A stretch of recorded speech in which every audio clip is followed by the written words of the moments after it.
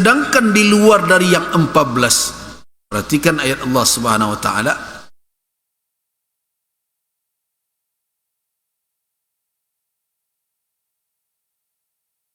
Jadi di luar dari yang 14 itu, wa uhilla lakum ma wara'a dzalikum. Wa uhilla lakum, dihalalkan untuk kamu ma wara'a. Artinya apa? Selain dari yang telah disebutkan dalam ayat sebelumnya dan termasuk ayat 24. Dan itu tidak ada ikhtilaf ulama padanya. Tidak ada ikhtilaf ulama padanya.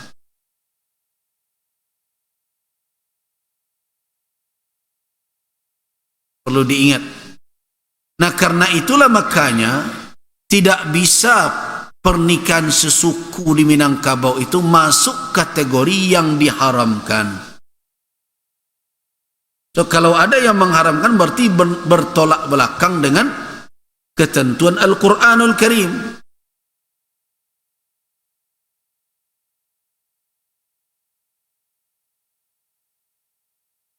Nah, ada pula yang mengatakan dulu bersumpah sati orang tua-tua awak bahwa mereka sesuku tidak saling menikah. Apakah sumpah orang-orang tua itu benar?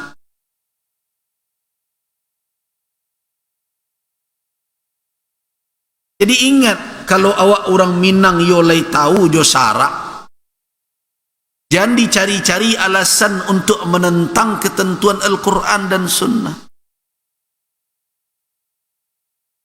Segala sumpah dahulu itu harus diukur dengan syarak. Boleh tak orang bersumpah menghalalkan yang haram, mengharamkan yang halal? Masa iyo nenek moyang dahulu, datuk nombor 2, datuk Perpati dan Sebatang, datuk Ketemangungan, kok iyo lo terjadi mereka bersumpah. Tapi kadang kan ceritanya dari mulut ke mulut, turun-temurun serupa itu saja. Apalagi orang awak kadang tukuk je tambah aku menjadi-jadi. Kalau toh ada yang bersumpah seperti itu, apakah sumpah tersebut berlaku? Saya mendengar ada ceramah tokoh adat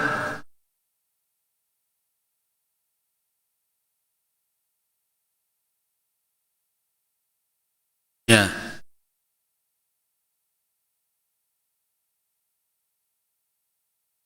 ada tokoh adat yang kadang mencoba-coba mencari-cari, tapi saya melihat berani betul gitu ya.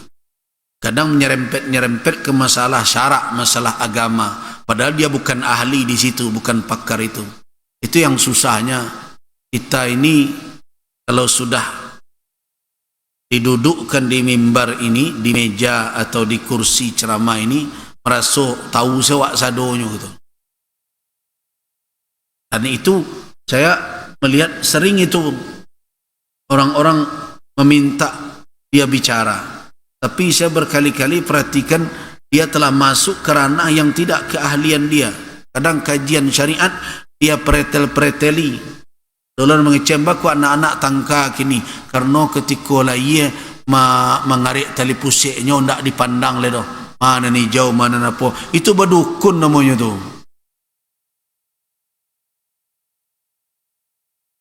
Nah, orang kita ini sekarang ada repotnya mengambil kaji, mengundang orang hanya berdasarkan viral saja.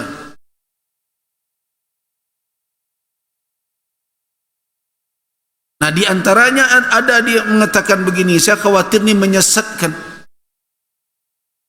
Khawatir saya menyesatkan. Katanya, kenapa dilarang tidak boleh menikah? Karena dahulu ada sumpah orang tua-tua awak nak ke menikah. Apakah sumpah, setiap sumpah itu boleh bisa berlaku? Perlu diingat. Itu satu dahulu. Esensi sumpah.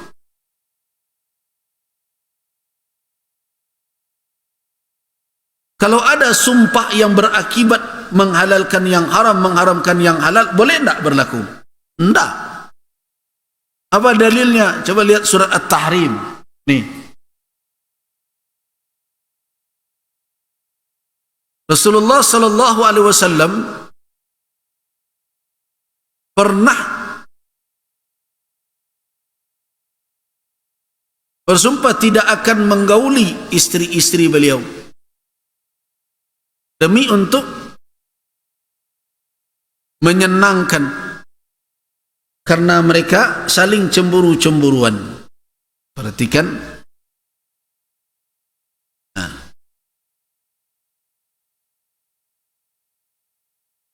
Perhatikan, ya ayyuhan nabi lima tuharrimu ma ahallallahu laka tabtaghi mardata azwajika wallahu ghafurur rahim. Wahai nabi, mengapa engkau haramkan apa yang dihalalkan oleh Allah untukmu? Hanya untuk apa? Demi untuk mencari keredaan istri-istrimu. Dan Allah Maha Pengampun lagi Maha Menyayangi. Apa sebab turun ayat ini? Yaitu sebab turun dari ayat ini, Rasulullah sallallahu alaihi wasallam suka dengan satu makanan yang manis.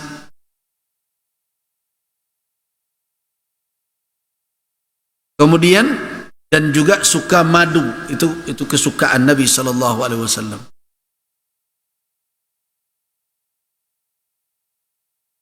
Apabila Nabi, ini kebiasaan beliau, apabila beliau selesai salat asar, beliau berkunjung kepada istri-istri beliau. Istri Nabi itu kan berada rumahnya di sekitar Masjid Nabawi saja. Ada rumah Aisyah, depan ada rumah Hafsah, kemudian di situ ada rumah Saudah bin Zam'ah, ada rumah Ummu Salamah, kemudian ada lagi rumah Zainab binti Jahsh, rumah Juwairiyah. Jadi setelah asar itu biasanya Nabi walaupun bermalamnya bergiliran, tetapi mengunjungi istri beliau itu terus.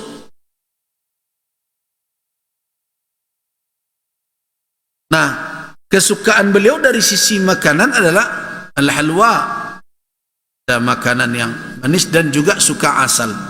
Asal itu madu. Nah, pada suatu kali Nabi masuk ke rumah Hafsah. Hafsah ini siapa? Putri dari Umar bin Al-Khattab, istri Rasulullah. Fahtabasa indaha. Nah, sampai di rumah Hafsah ini Nabi agak terlama. Yang lain memperhatikan nih, walaupun waktu itu belum ada jam. Kalau ada jam mungkin dihetongnya minit je detiknya. Aku terlama situ. Fahtabasa, tertahan Nabi di situ lebih lama dibandingkan dengan selama ini berada di situ. Ya.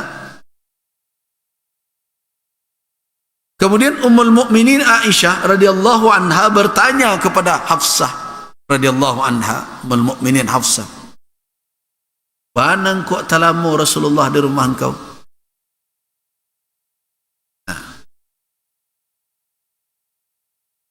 Rupanya ada yang memberitahukan ke Aisyah. Tentu mungkin Hafsah tidak mau menceritakan rahasia dia. Ada yang mengatakan ternyata ada seorang wanita memberikan kepada Hafsah ada madu lebah ya.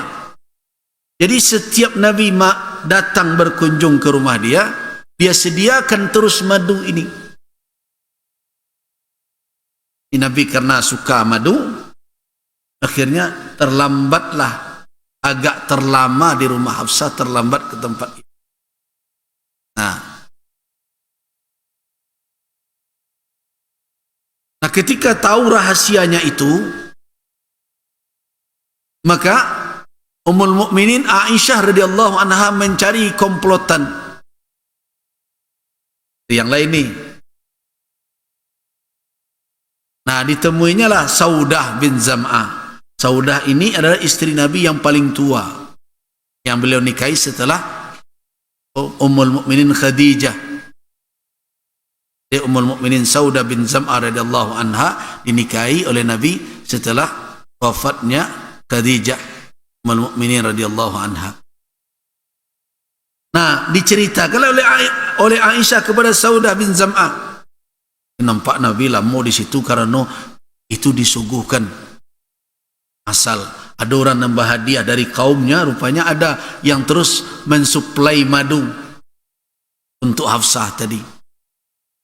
Nah, setelah diberitahu kepada Ummul Mukminin Saudah, Aisyah sudah berencana untuk mencari cara, strategi supaya Nabi jangan berlama-lama lagi.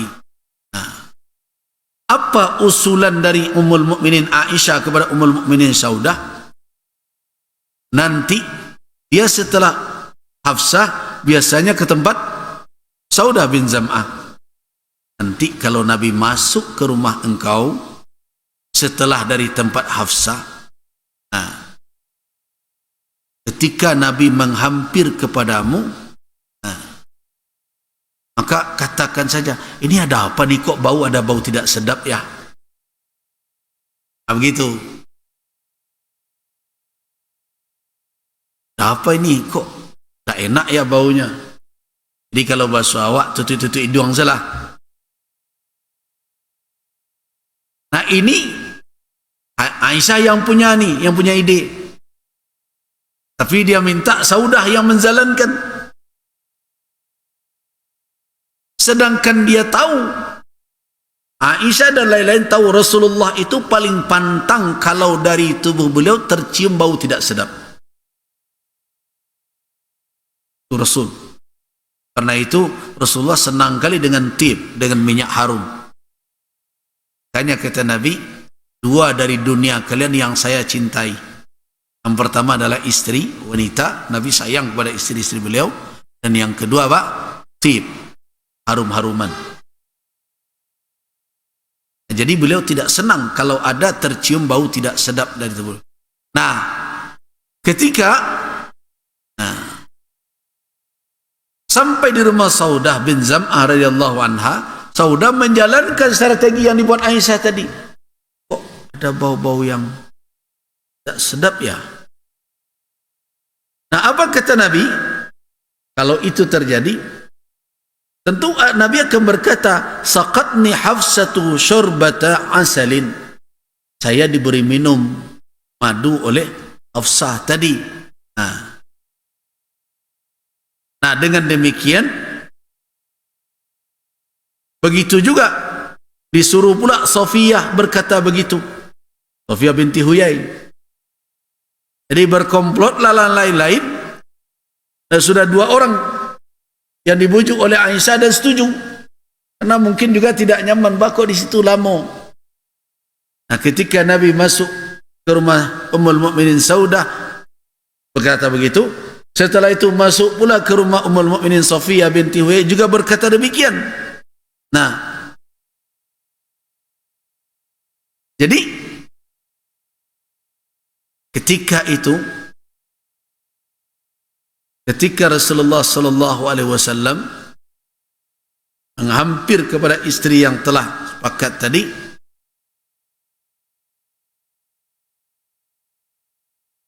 mulailah mereka menjalankan rencana.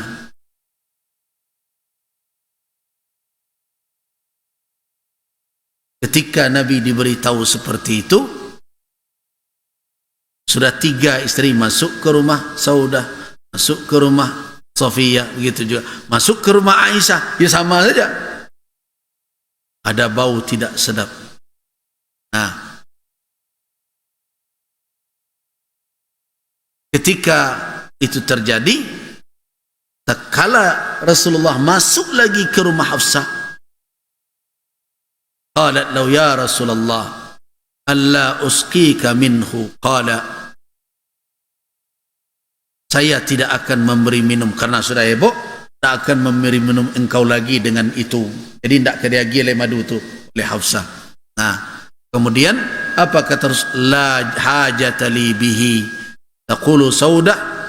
Nah, kalau begitu saya tidak butuh lagi dengan itu. Jadi dihentikan, seperti Nabi memantangkan untuk meminum madu tadi.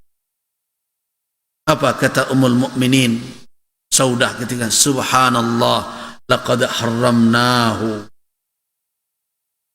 Subhanallah, kita yang telah mengharamkannya untuk Rasul sallallahu alaihi wasallam.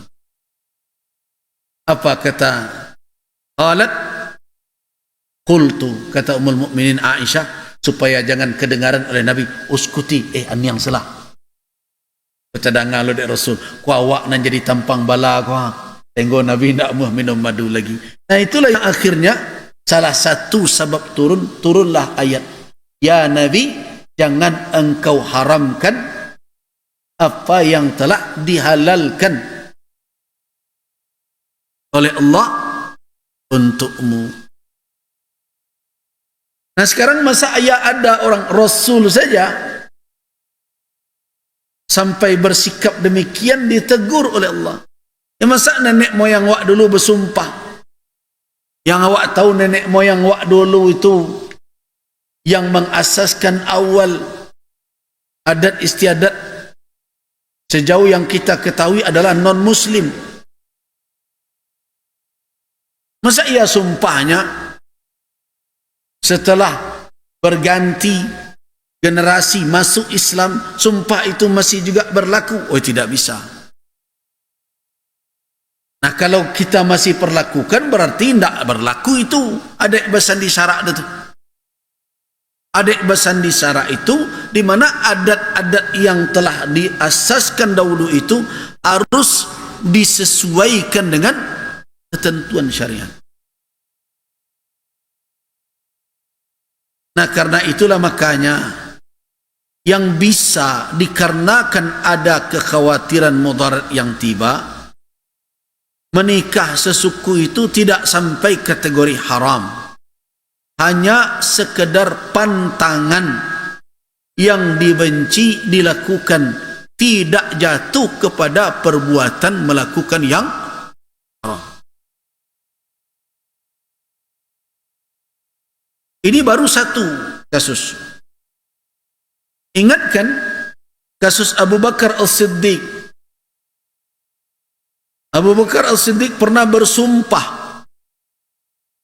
tidak akan membantu saudaranya yang kesusahan, karena ketika Ummul Mukminin Aisyah radhiyallahu anha difitnah,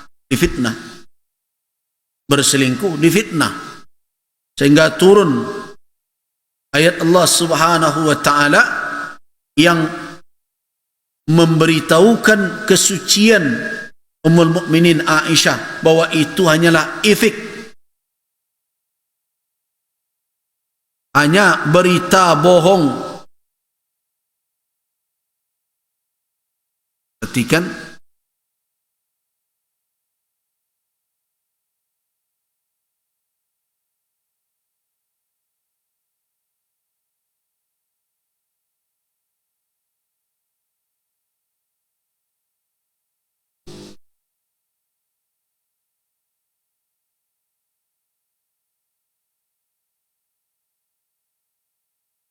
perhatikan surat An-Nur, nampak kan?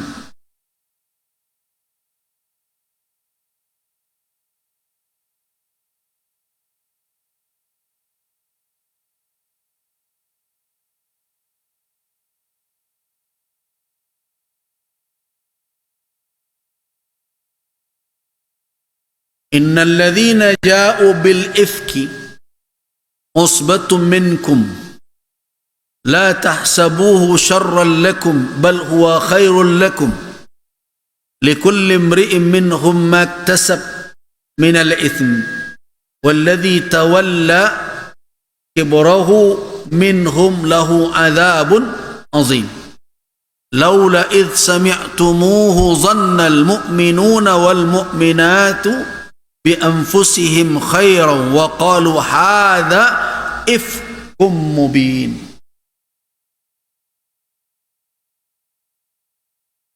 Ini adalah pembebasan dari Allah Subhanahu wa taala terhadap Ummul Mukminin Aisyah radhiyallahu anha yang dituduh melakukan perbuatan keji. Turun pembebasan dari Allah Subhanahu wa taala. Karena itu Ummul Mukminin Aisyah radhiyallahu anha sering juga disebut Ummul Mukminin Aisyah itu Aisyah As-Siddiqah binti Siddiq. Kenapa dikatakan As-Siddiqah? As-Siddiqah artinya wanita yang jujur, wanita yang benar di dalam sikap dan perilakunya, menjaga kehormatannya. Putri dari As-Siddiq, dari Abu Bakar As-Siddiq, karena beliau pernah difitnah. Ini wanita berhati-hati juga. Rumah tangga itu terkadang ada goncangan yang datang berupa fitnah berbagai macam. Karena itu harus waspada. Tidak ada yang terjamin.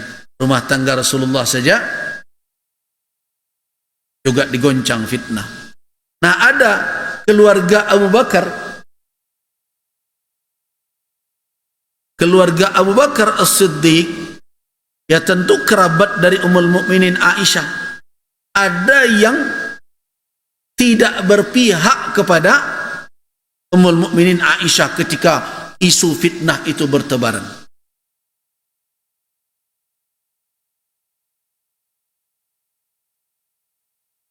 Sehingga akhirnya Abu Bakar As-Siddiq bersumpah, ajalihnya dosana awak diuji awak serupa iko, bukannya membela awak, tapi satu-satu aja orang mendengar-dengar cerita itu. Tersinggung Abu Bakar. Padahal selama ini hidup dia itu boleh dikatakan bergantung kepada uluran tangan Abu Bakar As-Siddiq. Kalau bahasa awak orang tak tahu boleh guna. Akhirnya Abu Bakar bersumpah, indak kamu tolong-tolong Assalamualaikum. Dan Assalamualaikum ndak mau tolong lagi. Bersumpah Abu Bakar tidak akan menolong. Jadi hati-hati, tidak semua sumpah ini sama dengan orang sering berkata, ada sumpah nenek moyang awak dahulu. Sumpah nenek moyang awak dahulu itu apakah juga mengikat kepada kita? Kalau tidak diikrarkan, tidak dipersumpahkan pula oleh kita kemudian, maka orang tersebut tidak dimakan sumpah itu, tetapi dia melanggar aturan dan komitmen bersama.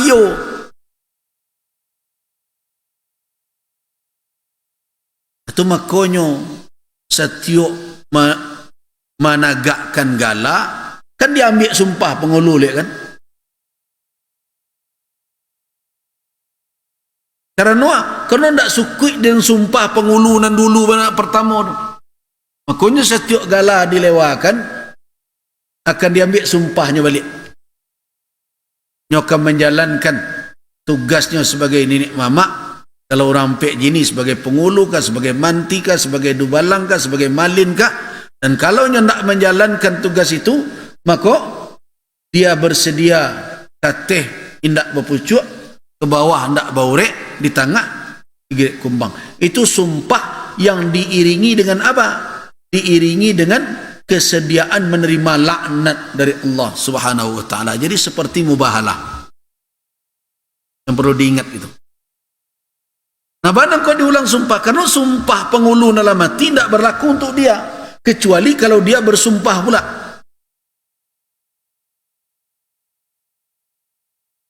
Jadi inilah masalahnya ketika orang berbicara tentang agama, mungkinnya mengarah tiadek, tapi ia menafsirkan dari sisi syarak tidak dengan ilmu. Sehingga kecilkan, kau kawin sesuku dia kerana sumpah nenek moyang awak dulu, maka tak boleh. Tak berlaku sumpah itu. Sumpah Abu Bakar As-Siddiq saja, sahabat Nabi. Ketika dia bersumpah tidak akan berbuat kebaikan kepada saudaranya, karena ketika Ummul Mukminin Aisyah difitnah orang, dia seperti berpihak kepada orang yang memfitnah. Padahal itu orang-orang munafik. Nah akhirnya setelah turun pembebasan dari Allah, dalam surah An-Nur itu dibebaskan Ummul Mukminin Aisyah dari tuduhan keji itu. Akhirnya bagaimana dengan sumpah Abu Bakar? Apakah berlaku tu? Tak ke dibantunya dosa anaknya lain. Turun ayat Allah. Ini perhatikan. وَلَا تَجْعَلُوا اللَّهَ عُرْضَةً لِأَيْمَانِكُمْ أَنْ تَبَرُّوا وَتَتَّقُوا وَتُصْلِحُوا بَيْنَ النَّاسِ Wallahu sami'un alim. Perlu diingat, janganlah kamu jadikan Allah sebagai penghalang di dalam sumpahmu itu, sehingga kamu tidak berbuat kebaikan dan tidak bertakwa, tidak melakukan islah, memperbaiki hubungan antara manusia. Allah Maha mendengar lagi Maha mengetahui. Kalau kita lihat kenapa ini turun ayat ini, karena diantaranya adalah sumpah yang tidak pada tempatnya. Jadi karena itu sumpah-sumpah itu tidak sadonyo benar sebagai sumpah di dalam syarak. Nah, jadi apa alasan yang mungkin diterima dari tidak dibolehkannya pernikahan sesuku di Minangkabau? Adalah karena ada kemungkinan subhat.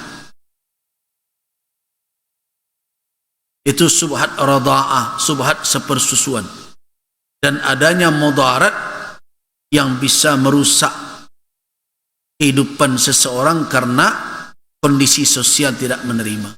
Nah karena itu di Minangkabau terjadi perubahan sedikit demi sedikit. Dahulu orang sesuku walaupun berbeda negari pun tidak boleh. Tapi kini ketika berbeda negari, orang sudah mengatakan itulah jauh kata itu. Tidak ada hak orang siapapun yang membolehkan, yang dihalalkan, yang diharamkan oleh Allah. Sebaliknya tidak ada pula yang berhak untuk mengharamkan yang dihalalkan oleh Allah Subhanahu wa taala.